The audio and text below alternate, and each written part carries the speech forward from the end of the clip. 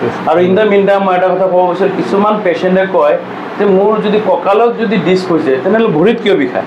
এতিয়া হ'ল তাক মই কেনেকৈ বুজাব বিচাৰোঁ যে ধৰক এইখিনি এটা লাইট জ্বলি আছে, এই লাইটৰ ইয়াতে দুটা চুইচ আছে, এটা চুইচ ইয়াতে আৰু এটা চুইচ ইয়াতে।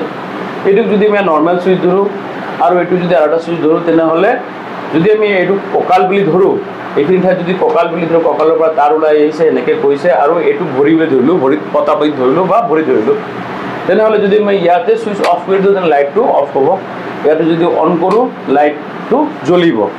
আৰু ইয়াতেও এটা চুইচ আছে, এই চুইচটো যদি অফ কৰোঁ তেনেহ'লে এইটো খুলি দিলোঁ, এতিয়া অফ হৈ গ'ল আৰু লগাই দিলে অন হৈ গ'ল। তো এইটো যদি ভৰিৰ তাৰ বুলি ধৰোঁ তেনেহ'লে ভৰিত যদি ক'ৰবাত কাটা যায় তেনেহ'লে লাইটটো অফ হ'ব। তো যদি ভৰিত কোনোবাত নাৰ্ভটো যদি কাটি যায় বা তাতে টিউমাৰ হয় তেতিয়া ভৰিত বিষ হ'ব পাৰে বা ভৰিত ঝিনঝিন কৰিব পাৰে।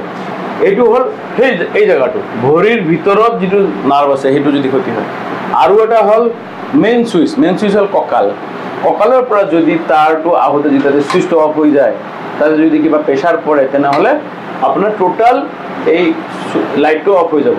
গতিকে এইটো আৰু এইটোৰ লগত তুলনা কৰিলে আপুনি বুজি পাব যে ইয়াতে যদি কিবা এটা সমস্যা হয়, ইয়াৰ পৰা যিটো তাৰ যাব, তাৰ ভৰিলৈ যাব, সেই ভৰিলৈ যোৱা তাৰটো যেতিয়া ব্লক হৈ যাব তেতিয়া ভৰিত যেতিয়া ছাপ্লাই নাপাব, তেতিয়া ভৰিৰ বিষটো আমি গম পাম, কিন্তু একচুৱেলি প্ৰেছাৰটো ইয়াত পৰিছে, তাৰমানে প্ৰেছাৰটো ইয়াত পৰিছে কিন্তু লাইটটো ইয়াত অফ হৈছে। ঠিক তেনেকুৱা ভৰিত বিষ হৈ আছে কিন্তু মেইন প্ৰব্লেমটো এইখিনি ঠাইত মানে কঁকালত।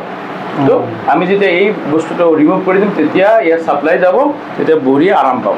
ঠিক আছে, ধন্যবাদ, থেংক ইউ।